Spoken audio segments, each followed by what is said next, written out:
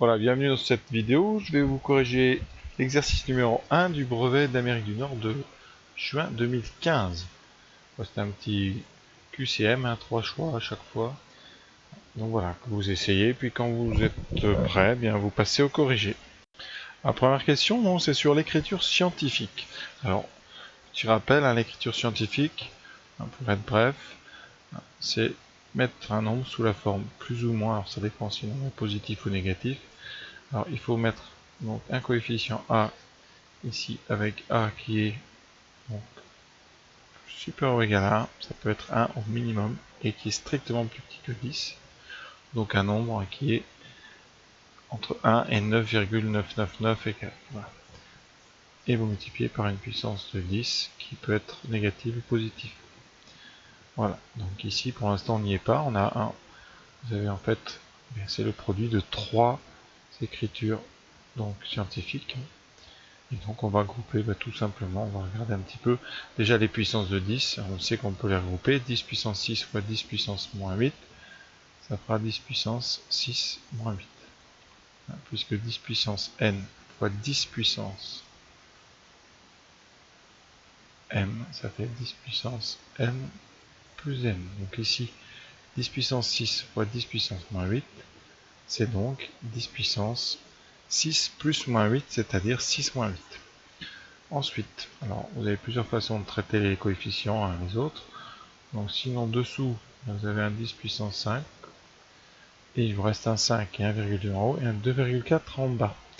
Alors on va faire comme si on n'avait pas de calculatrice. Si vous n'avez pas de calculatrice, ici il faut remarquer que 1,2, eh bien c'est la moitié de 2,4. Donc quand on simplifie, avec les couleurs, ça donne, eh bien, voilà, vous simplifiez par 1,2, ici vous avez un 1, et là vous avez un 2. Et donc vous avez un 5 demi qui apparaît. Voilà. Alors l'étape suivante, donc 5 demi, eh bien on va donc, ça fait 2,5. Et ensuite on a 10 puissance 6 moins 8, c'est-à-dire moins 2. Et vous avez ce 10 puissance 5 qui est au dénominateur. Et donc on va mettre au numérateur tout simplement en transformant la puissance en moins 5. Conséquence, on a 2,5 fois 10 puissance moins 7. Alors la question, c'est pas est-ce que c'est la bonne réponse, parce que si vous regardez, en fait, 25 fois 10 puissance moins 8, bien, si vous décalez 25, ça fait 2,5 fois 10, donc fois 10 puissance moins 8. Voilà. Et en associant les puissances entières, on a 2,5 fois 10 puissance moins 7. Donc ce qu'on peut dire déjà, c'est que les deux valeurs ici sont les mêmes. Celle-là, par contre, est exclue, elle est fausse. Donc maintenant, la question, c'est écriture scientifique. Alors, est-ce que 25 fois 10 puissance moins 8, c'est une écriture scientifique? Et ça, on peut dire ça tout de suite dès le début du texte. 25 est supérieur ou égal à 10, donc ça ne peut pas être le coefficient. C'est ce qu'on appelle la mantis dans l'écriture ici. Scientifique. Donc ça, c'était à rayer par définition de l'écriture scientifique. Donc il vous reste évidemment 2,5 fois 10 puissance moins 7 qu'on a trouvé et qui est vraiment une écriture scientifique puisque 2,5 est entre 1 et 9,9999 jusqu'à l'infini. Voilà, passons maintenant à la question 2. Voilà, donc on vous donne x égale 20, y égale 5, et on demande r, sachant que 1 sur r vaut 1 sur x plus 1 sur y. Alors on va d'abord calculer 1 sur r, tranquillement.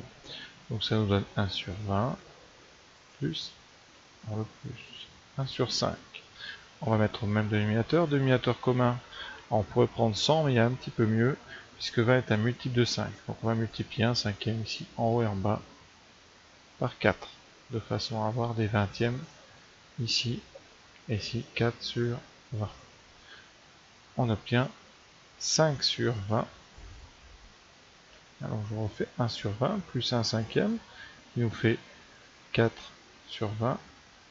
Donc on rajoute 4 sur 20 plus 1 sur 20, 5 sur 20, et 5 sur 20 par contre vous pouvez simplifier. Donc par 4 en haut et en bas, par 5 pardon, il reste 1, et ici il reste 4, donc il reste 1 quart. Voilà. Ça c'est 1 sur R, donc 1 sur R égale 1 quart. Enfin, un petit produit en croix, ça donne 4 est égal à R, c'est-à-dire qu'ici vous envoyez lui là et lui là. R égale 4, c'est donc la réponse, encore ici, 2. Troisième question. Alors, un article coûte 120 €. Donc ça, c'est le prix de départ, ce qu'on appelle donc le prix initial. C'est 120. Ensuite, une fois soldé, donc vous avez ici prix final, c'est 90 €. Quel pourcentage de réduction? Alors il y a deux façons de faire ça. On peut essayer de trouver un petit peu bien combien représente 90 par rapport à 120. Alors pour ça, c'est un petit tableau de proportionnalité. Ici, on va mettre 120. 120, c'est 100% de notre article. Donc alors 120 représente donc 100, on ne met pas le pourcent dans le tableau. Hein. Et 90, eh bien, vous cherchez combien ça représente. Donc la petit produit en croix, encore une fois. C'est pas le même, mais c'est le même genre de petite astuce. Hein. 90 fois 100 doit être égal à 120 x. 120 fois x, on obtient x qui vaut 90 fois 100 sur 120. Alors après simplification, on peut enlever quelques zéros. Alors sans machine, toujours j'essaie de faire le plus possible sans machine. Alors comment on peut simplifier? Déjà, donc vous avez ce 0 qui peut partir avec ce 0. Ensuite vous avez un 9 et un 12. Donc 9 et 12, ce sont des multiples de 3. Donc on peut simplifier par 3. Ici on aura 3. Ici on aura 4. Donc il nous reste ici 300 sur 4. Alors 300 sur 4, on peut le diviser déjà par 2, ça fait 150 par 2. Et donc ça fait 75. Conséquence, P, donc le prix final, on va quand même. Le prix final représente 75% du prix initial. Donc, eh bien, vous voyez, vous étiez parti de 100%, vous n'avez plus que 75, donc 25% de réduction. Voilà. Et une deuxième méthode, alors après il faut connaître la formule, donc le taux de réduction, c'est ce qu'on appelle le taux de variation. C'est assez simple à calculer, c'est toujours la même formule, c'est valeur finale, donc ici, moins valeur initiale sur valeur initiale. Et ici ça représente, donc valeur finale 90, moins valeur initiale 120 sur 120, ce qui représente moins 30 sur 120, et moins 30 sur 120, ça fait 120 c'est 4 fois 30, donc on peut simplifier par 30, il reste 1 quart, donc moins 1 quart. Moins 1 quart c'est moins 0,25, ça veut dire moins 25%. Et vous obtenez, en fait, cette formule-là qui permet, hein, pour tous ceux qui feront par exemple ES, hein, ou une série donc dans la gestion ou le commerce, eh bien vous en servirez très souvent. Ça permet comme ça de calculer les taux de variation directement sans avoir à faire des petits calculs, des petits produits comme ça avec des petits tableaux de proportionnalité. À retenir hein, si vous le voulez. Voilà. Question numéro... Donc c'est la réponse, pardon, on regarde dans les bonnes réponses, c'est la réponse numéro 1. Question 4, une aire d'un rectangle.